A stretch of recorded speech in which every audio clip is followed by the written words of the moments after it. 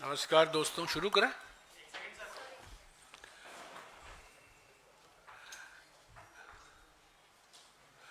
नमस्कार दोस्तों। नमस्कार दोस्तों। जैसा कि आपको खबर मिल चुकी है अभी तक, कल रामलीला मैदान में इंडिया ग्रुप की सभी सारे पार्टियां ने लोकतंत्र बचाओ रैली का आयोजन किया है। और इस रैली के बारे में और जानकारी देने के लिए हमारे एआईसीसी प्रभारी दिल्ली के दीपक बाबरिया जी और हमारे दिल्ली प्रदेश कांग्रेस कमेटी के अध्यक्ष अरविंदर सिंह लवली जी यहाँ मौजूद हैं। पहले बाबरिया जी बोलेंगे, उसके बाद में लवली जी कुछ बातें कहेंगे और अगर ज़रूरत पड़े अंत में मैं कुछ कहूँगा। दीपक बाबरिया जी। आदरणीय जयराम जी, मेरे साथी दिल्ली प्रदेश कांग्रेस के अध्यक्ष लवली जी और आप सभी पधारे हुए पत्रकार साथियों, सबको मेरा नमस्कार। आज की प्रेस वार्ता का एजेंडा आपके सामने है कि कल हमारी जो रैली होने जा रही है इंडिया अलायंस की, जिसमें महत्वपूर्ण रूप से जो प्रकार से भारतीय जनता पार्टी ने पूरे देश में लोकतंत्र को विध्वंस करके रख दिया है, संविधान को विध्वंस करके रख दिया है, और जो प्रकार से लोगों को डराने धमकाने की और एजेंसियों का दुरुपयोग करने की कार्यवाही कर रहे हैं, जो प्रकार से देश में पूरा जो है हर सेक्शन के लोगों को, वो युवा हो, महिला हो, किसान हो, श्रमिक हो, सबको जो है प्रताड़ित कर रहे हैं। सबका जो है एक पिछले 10 साल में जो प्रकार से दुर्दशा करके छोड़ी है, और उसमें भी कोई अपना हक और अधिकार मांगता है, उसके लिए लोकतांत्रिक तरीके से कोई अपना हक और अधिकार मांगता है, उसके लिए लोकतांत्रिक तरीके से कुछ मूवमेंट करते हैं। आपने देखा हरियाणा में किस तरह से किसान संगठनों के साथ इन्होंने पहले 2 साल 1.5 साल तक वो दिल्ली के सीम पर रहे, इतने बड़ी मात्रा में किसान यहाँ धरने दिए, प्रदर्शन दिए, 700 उनके साथी शहीद हुए। उसके बावजूद उनके साथ धोखाबाजी करके उसको खड़ा तो कर दिया, मगर उनके लिए जो प्रॉमिस किया था उसका अमल नहीं किया, धोखाबाजी किया, जुमलाबाजी किया। फिर से जब उन्होंने अपना हक और अधिकार मांगा तो पॉइंट ब्लैंक रेंज से, जो जनरल डायर ने भी कभी नहीं किया था, वो प्रकार से उनको गोली मार के उसका आंदोलन को तोड़ने की कोशिश की। जो दुश्मन देशों के आर्मी के साथ न करे, उसी प्रकार से उनको लोकतांत्रिक तरीके से अपना प्रदर्शन करने के लिए भी जो है हाईवे पर रोक दिया गया, तो उसके पर जुल्म कर दिया गया। जो महिलाएं जो बलात्कार से पीड़ित थी, उसके उत्पीड़न से पीड़ित थी, जो धरना प्रदर्शन कर रही थी, उसने जब रक्षा मांगी तो उनकी रक्षा देने की वजह, जो उनके बलात्कारी थे, जो उसके लिए अपराधी थे, उन लोगों की रक्षा किया। ये देश में इतनी बड़ी बेरोजगारी, युवा मांग रहे थे कि उनको रोजगारी मिले, लोग सरकारी नौकरियों में भी रोजगारी मिले, इसके लिए प्रदर्शन किया, उसके पर इतना जम के लाठीचार्ज किया। आज की डेट में भी जो पेपर लीकेज वाले गुजरात से लेके जहां जहां भी भारतीय जनता पार्टी की सरकारें हैं, उसमें कहा जाता है कि उनके कहीं ना कहीं आरएसएस के साथी भी उसमें सम्मिलित होते हैं और पिछले दरवाजे से उसकी कैडर को उसमें सरकारी नौकरियों में लगा देना चाहते हैं, देश के बड़ी मात्रा में युवाओं को अन्याय करना चाहते हैं, वो भी उन्होंने रोक दिया। आज ये परिस्थिति में दमन की परिस्थिति है, लोग न्याय मांगते हैं। राहुल जी पूरे देश में भारत जोड़ो न्याय यात्रा से लोगों को जगाने की कोशिश कर रहे हैं, और वही मौके पे आपने देखा कि विपक्षी एकता तोड़ने के लिए इन्होंने लगातार प्रयास किए। वो हेमंत सोरेन जी हो, केजरीवाल जी हो, और हमारे कई नेताओं और उनके पार्टी के बड़े बड़े लीडर हो जो कहे हैं, उनके सामने ईडी और सीबीआई के समन्स भेजना, उसकी प्रताड़ना करना, ये इसके विरोध में कल जो है पूरे दिल्ली में बड़ी मात्रा में जो है प्रदर्शन का, रैली का आयोजन किया गया है। उसकी विस्तृत जानकारी आपको मेरे साथी अरविंदर सिंह लवली आपको देंगे। शुक्रिया बाबरिया जी। लवली जी।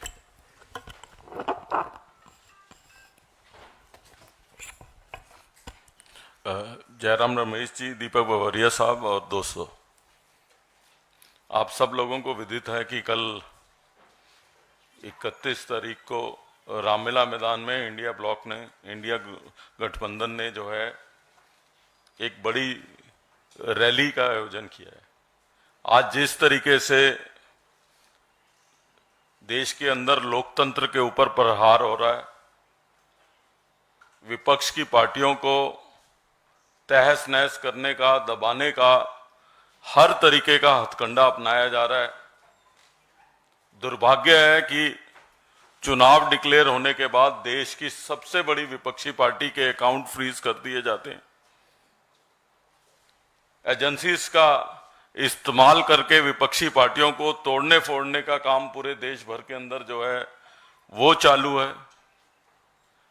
लगातार लोकतंत्र के अंदर प्रहार हो रहा है और जिस लोकतंत्र को बचाने के लिए, जिस लोकतंत्र की देश में बहाली के लिए कांग्रेस पार्टी का गठन हुआ था, और हमको ये कहने में कोई शक और शुबा भी नहीं है कि अगर सबसे पहले दोबारा से इस देश के लोकतंत्र को बचाने की लड़ाई किसी ने शुरू की तो हमारे नेता राहुल गांधी ने पूरे देश भर में शुरू करी। आज उसकी गर्मी जो है वो देश का हर विपक्षी दल महसूस कर रहा है और इस लड़ाई के अंदर आज ना केवल देश के विपक्षी दल, और मैं समझता हूं कि ये 2024 का जो चुनाव है ये केवल और केवल अपने घर के ड्राइंग रूम में लोगों से भी अपील करना चाहूंगा, डिस्कशन का चुनाव नहीं है, ये चुनाव इस देश के भविष्य को लेके है। इसलिए जो है कल दिल्ली की रामलीला मैदान की रैली का आयोजन हमने किया कि लोकतंत्र बचाने के लड़ाई, इसीलिए इस रैली का नाम भी जो है वो लोकतंत्र बचाओ हमने रखा है।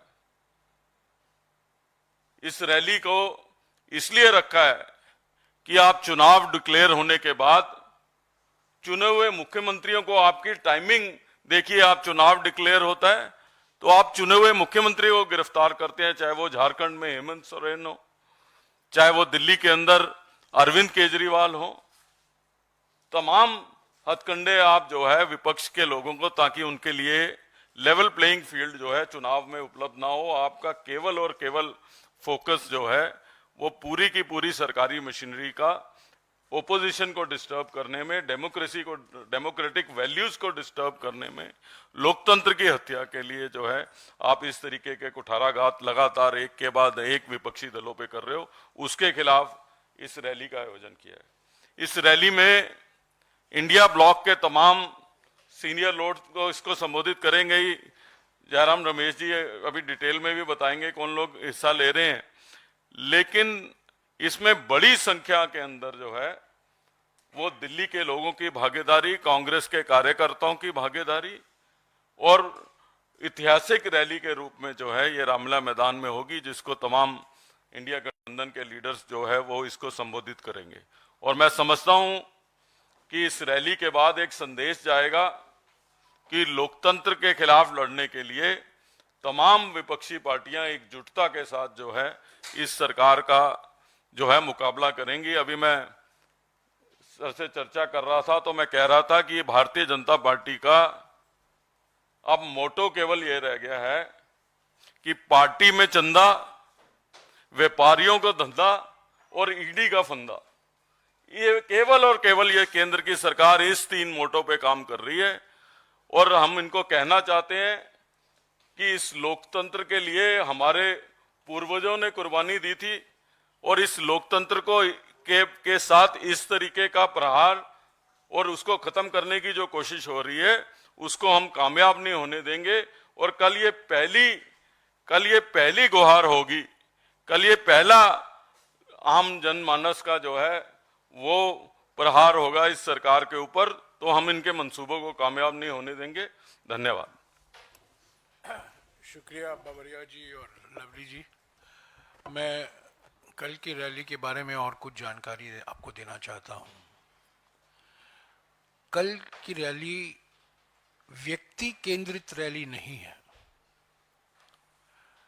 कल इसीलिए नाम रखा गया है लोकतंत्र बचाओ रैली। मुद्दा है लोकतंत्र को बचाना, मुद्दा है संविधान को बचाना, व्यक्ति केंद्रित रैली नहीं है। दूसरी बात मैं कहूं, ये किसी एक पार्टी की रैली नहीं है। कुछ 28 पार्टियां इसमें शामिल हैं। सारे इंडिया गठबंधन, इंडिया जनबंधन, मैं बार बार कह रहा हूं ये गठबंधन नहीं है, ये जनबंधन है। इंडिया जनबंधन के सारे पार्टियां इसमें शामिल है। तृणमूल कांग्रेस भी शामिल है। हालांकि हमारा सीट शेयरिंग फॉर्मूला नहीं हो पाया पश्चिम बंगाल में, फिर भी कल तृणमूल कांग्रेस के वरिष्ठ नेता मौजूद होंगे। तो ये किसी एक पार्टी की रैली नहीं है, ये इंडिया जनबंधन की रैली है। इंडिया जनबंधन की दूसरी रैली है, पहली रैली नहीं है ये। आपको याद होगा मुंबई की शिवाजी पार्क में भारत जोड़ो न्याय यात्रा की समाप्ति के बाद 17 मार्च को इंडिया जनबंधन की एक बहुत बड़ी रैली हुई थी शिवाजी पार्क में, और सभी नेता, मुख्यमंत्री, पार्टी के अध्यक्ष, सभी लोग वहां मौजूद थे। और वहां शंखनाद वहां से शुरू हुआ, और आज कल दूसरा शंखनाद होगा रामलीला मैदान से। मुद्दे क्या हैं?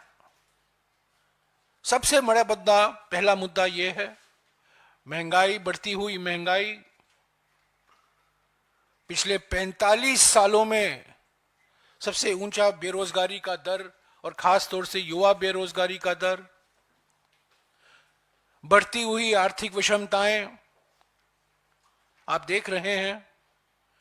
अमीर सुपर अमीर बन रहे हैं और गरीब और मध्य वर्ग वही के वही हैं। विकास का फायदा कुछ ही लोगों को मिल रहा है, पर विकास की कीमत करोड़ों लोगों को चुकानी पड़ रही है। तो बढ़ती हुई आर्थिक विषमताएं, सामाजिक ध्रुवीकरण, ये पहला मुद्दा है जिस पर कल हमारे नेता बोलेंगे। महंगाई, बेरोजगारी, बढ़ती हुई आर्थिक विषमताएं, एमएसएमई का विनाश, और जो बाबरिया जी ने कहा, सबसे महत्वपूर्ण बात उन्होंने कहा, जो किसानों पर अपराध किए जा रहे हैं, किसानों पर जो अन्याय हुआ है, किसानों को जो अपमान हुआ है, 700 किसान शहीद हुए थे किसान आंदोलन में, उस शहादत को नजरअंदाज किया गया है। चंदादाताओं का सम्मान हो रहा है, पर अन्नदाताओं का अपमान हो रहा है। तो यह पहला मुद्दा है। दूसरा मुद्दा है जिस तरीके से विपक्ष की पार्टियों को निशाना बनाया जा रहा है, केंद्रीय जांच एजेंसियों का दुरुपयोग हो रहा है। 2 मुख्यमंत्री गिरफ्तार हुए हैं, पर इनके अलावा कई मंत्री अलग अलग राज्यों में, उनको भी गिरफ्तार किया गया है। चार्ज नहीं है, पर गिरफ्तार हो गए हैं। ये एक षड्यंत्र है। तो ये एजेंसियों का दुरुपयोग, चुने हुए मुख्यमंत्री और मंत्रियों को गिरफ्तार करना बिना चार्ज फाइल किए हुए, ये बिल्कुल एक मानसिकता दर्शाता है कि प्रधानमंत्री चाहते हैं कि सारे विपक्ष पार्टियां अपंग हो जाएं, आर्थिक रूप से, राजनीतिक रूप से अपंग हो जाएं, ताकि वो चुनाव लड़ने की स्थिति में न हो। तीसरा मुद्दा है हमारे देश का सबसे बड़ा घोटाला, पिछले 75 वर्षों में से सबसे बड़ा घोटाला हुआ है इलेक्ट्रल बॉन्ड को लेकर। सुप्रीम कोर्ट ने इसको गैर संविधान के खिलाफ, अनकॉन्स्टिट्यूशनल है, सुप्रीम कोर्ट ने कहा है। और उसी की वजह से प्रधानमंत्री ने अपने वकील दोस्तों को भड़काकर सुप्रीम कोर्ट को अभी धमकी देने में लगे हुए हैं, क्योंकि वो डर गए हैं 8,200 करोड़ जो चंदा मिला है। और मैंने बार बार कहा है, चंदा दो, धंधा लो, हफ्ता वसूली, ठेका लो, चंदा दो और शेल कंपनी, ये 4 तरीके हैं, 4 रास्ते हैं। और जिस तरीके से इलेक्टोरल बॉन्ड के रास्ते से बीजेपी ने चंदा इकट्ठा किया है और उसके साथ साथ हमारे देश के प्रमुख विपक्ष पार्टी के खिलाफ कर आतंकवाद हमले किए जा रहे हैं। कांग्रेस पार्टी को निशाना बनाया गया है खास तौर से, और हमें बार बार, कल रात को भी 2 और नोटिस मिले हमें।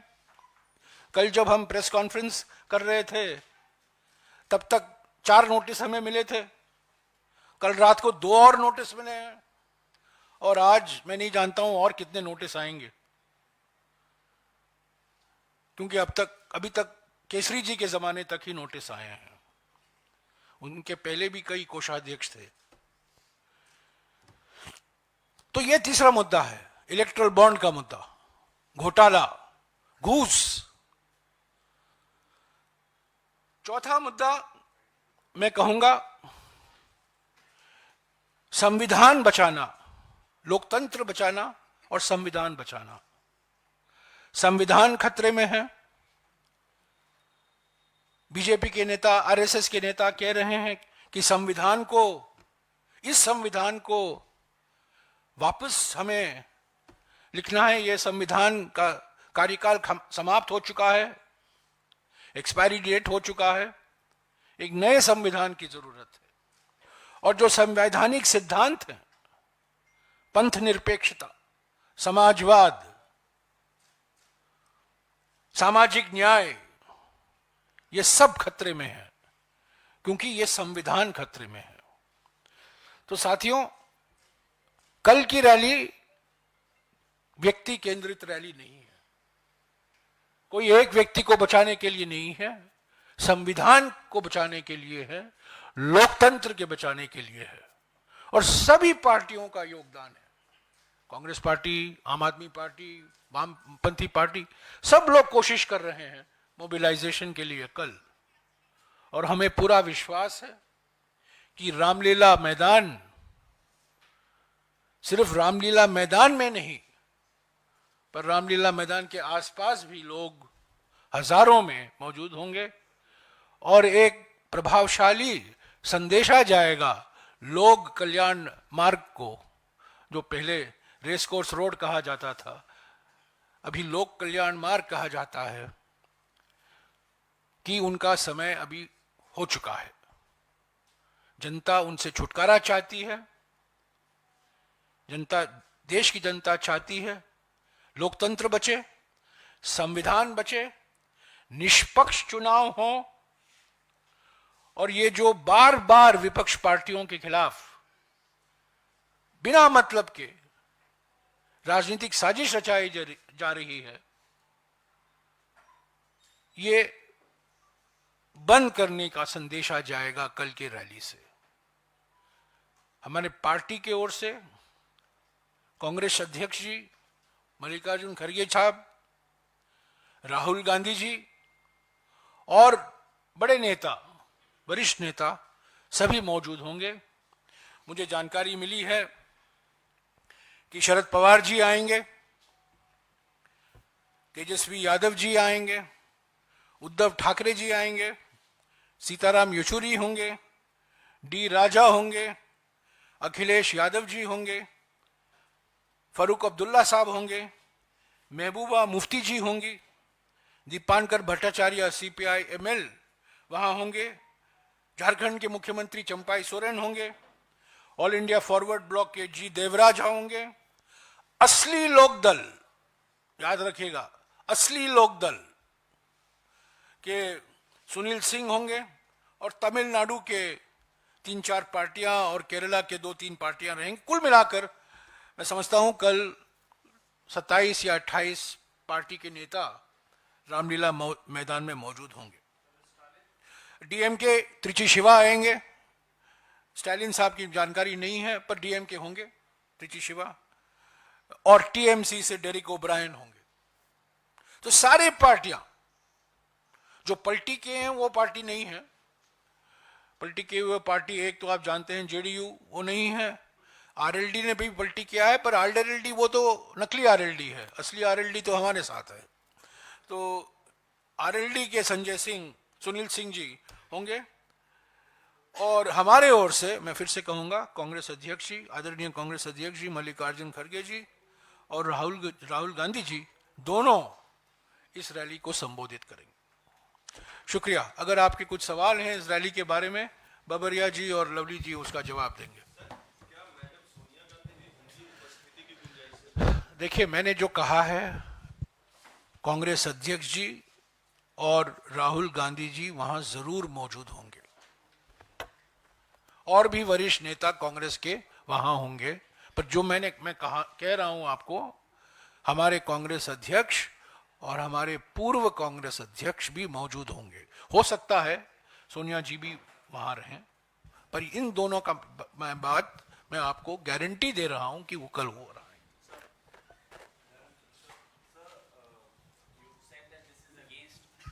So you've said that the rally is to save the constitution and democracy, but since elections are around the corner, do you also see it as a show of strength and unity for the India bloc and send out a message to the voters? No, that was certainly the purpose of the March 17th rally in Shivaji Park. And that's certainly one of the purposes of the March 31st rally. We want to show a sense of solidarity and a sense of unity and a sense of collective purpose on these issues that I have mentioned. Number one, the most important issue, price rise, unemployment, worsening economic inequality. Second, the issue of electoral bonds, the big scam, the biggest scam in post-independent India, the electoral bond scam, which has been declared unconstitutional by the Supreme Court, and the Supreme Court itself has now become the target of the Prime Minister and his friends. The third issue, the misuse of investigative agencies to arrest democratically elected chief ministers and other political leaders, including ministers in different states. And fourth, this determined assault on the Constitution to get the Constitution rewritten and redo the entire Constitution of which Dr. Ambedkar was the prime architect. These are the issues. So it is a Save Democracy rally. It's a Protect Dr. Ambedkar Constitution rally. एक minute हाँ. Yesterday night. So, can you please share the details I'll, from I'll, which department? I'll share it with you separately. Sir, ये क्या वजह है कि आप If we don't receive notices, I get surprised. Receiving notices is no longer a shocking or surprising development. In fact, if a day passes without getting a notice, you begin to wonder what is happening. Sir, आपको बार बार क्यों ये इस बात पे emphasise करना पड़ रहा है कि ये किसी व्यक्ति विशेष पे केंद्रित रैली नहीं क्योंकि है? आप लोग ये प्रचार कर रहे हैं ना, मैं इसीलिए बार बार ये कह रहा हूं, क्योंकि आप ही लोग प्रचार करते हैं ना, तो इसीलिए मैं इसका बिल्कुल स्पष्ट कर देना चाहता हूं, इंडिया जनबंधन की रैली है, किसी एक व्यक्ति केंद्रित रैली नहीं है, और इसमें सारे पार्टियां शामिल हैं, सारे नेता शामिल हैं, और व्यक्ति को बचाने के लिए नहीं है, संविधान को बचाने के लिए, लोकतंत्र को बचाने के लिए, निष्पक्ष चुनाव को बचाने के लिए। हम अपने आप को मदर ऑफ डेमोक्रेसी कहते हैं, पर जिस तरीके से डेमोक्रेसी की हत्या हो रही है रोज, उसके खिलाफ है रैली। मैं इसीलिए कह रहा हूं क्योंकि आप लोग प्रचार करते रहते हैं कि ये एक पार्टी की रैली है, एक व्यक्ति की रैली है। ये रैली अरविंद केजरीवाल की गिरफ्तारी के खिलाफ है, इसलिए मैंने कहा ना, चुने हुए मुख्यमंत्री, मैंने आपको 4 या 5 मुद्दे गिनाए हैं, और एक मुद्दा जो जरूर है, हमें हेमंत सोरेन जी को भूलना नहीं चाहिए। हेमंत सोरेन पहले मुख्यमंत्री थे जिनकी गिरफ्तारी हुई, और उस कब हुई उनकी गिरफ्तारी? जब भारत जोड़ो न्याय यात्रा झारखंड में प्रवेश होने वाली थी। तो हेमंत सोरेन हैं, केजरीवाल जी हैं, कई मंत्री हैं अलग अलग राज्यों में, दिल्ली में भी कई मंत्री हैं, झारखंड में मंत्री हैं, तमिलनाडु में मंत्री हैं, और कई नेताओं को निशाना बनाया गया है। तो एक व्यक्ति के नजरिए से कल की रैली को मत देखिएगा, लोकतंत्र के नजरिए से देखिएगा, संविधान के नजरिए से देखिएगा। जयराम जी, जैसे और क्या कल्पना सोरेन भी बुलाए हैं, उनको भी बुलाए हैं आप लोग? सॉरी, क्या? कल्पना सोरेन, हेमंत सोरेन की पत्नी, क्या वो भी होंगी रैली में? चंपाई सोरेन मुख्यमंत्री झारखंड मौजूद होंगे। और सुनीता केजरीवाल? राहुल जी खुद गए थे, उन्होंने कल्पना सोरेन से मुलाकात की है, उनके घर गए थे रांची में। जब भारत जोड़ो न्याय यात्रा के समय हम लोग रांची में थे, राहुल जी खुद गए थे और कल्पना सोरेन से वो मिले थे। कल जहां तक मेरी जानकारी है, झारखंड के मुख्यमंत्री चंपाई सोरेन जी कल होंगे जेएमएम की ओर से, और भी नेता होंगे, पर जो मेरे पास नाम है वो चंपाई सोरेन जी का नाम है। जयराम जी, एक तरफ आप लोकतंत्र या संविधान की दुहाई देते हैं बचाने की, वहीं आज ईडी ने फिर जो है दिल्ली सरकार में एक मंत्री हैं कैलाश गहलोत, उनको नोटिस दिया है। और कल की जो आपकी रैली हो रही है उसको लेकर भारतीय जनता पार्टी के राष्ट्रीय महासचिव कहते हैं ये उन नेताओं के लिए जिनको राज्यों में कोई पूछता नहीं है, जहां भीड़ देखते हैं भाषण देने चले आते हैं। देखिए, ये तो आने वाले चुनाव बताएंगे कि कहाँ पे क्या क्या होगा। और अगर वो किसी पार्टी के राष्ट्रीय अध्यक्ष के बारे में या राष्ट्रीय नेताओं के बारे में इस तरीके की टिप्पणी कर रहे हैं, तो यही हमारी लड़ाई है कि किस संस्कृति का डेवलप जो है वो देश की राजनीति में कर रहे हैं। और लाखों लोगों की भीड़ को जो है लीडर संबोधित करने आ रहे हैं, तो भारतीय जनता पार्टी का दिल्ली में क्या असर होने वाला है वो उनकी फ्रस्ट्रेशन से जो है अपने आप जो है समझ में आता है।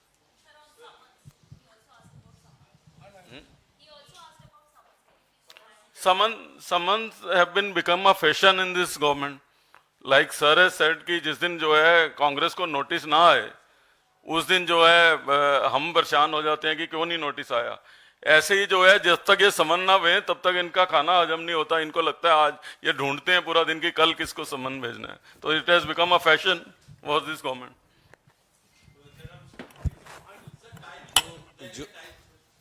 हाँ जी बोलिए। हाँ, टाइम क्या रैली का बोलो। हमने लोगों को सुबह 10 बजे का समय दिया है, 10 बजे से आने शुरू हो जाएंगे। मीडिया के साथियों से अनुरोध है कि आप 11 बजे तक, 10:30, पौने 11 तक जो है आप लोग वहां पे आइए। सर वो तो हेलो, मान के जयराम सर 11 बजे मानकर चलिएगा। जयराम सर दो तब तक सवाल। 2 और नोटिस आ जाएंगे हमें। जयराम सर, हाँ सर, जयराम सर 2 सवाल हैं कि पहला ये कि कल जो 2 नोटिस आए हैं उसमें क्या कुछ कहा मैं गया? आपको अलग से वो जानकारी ओके। अलग से दूंगा। सर एक सवाल है कि कल इंडिया ब्लॉक की इतनी बड़ी रैली हो रही है, इससे पहले सर बिहार में जो पूर्णिया सीट है वो उस पे आरजेडी ने कैंडिडेट ये उतारा। दिल्ली के बारे में, कल की रैली के बारे में है। अच्छा, ओके, थैंक यू। अभी 11:15 को एक और प्रेस कॉन्फ्रेंस है, क्योंकि कुछ लोग पार्टी में शामिल हो रहे हैं, और उसके बाद में 12 बजे को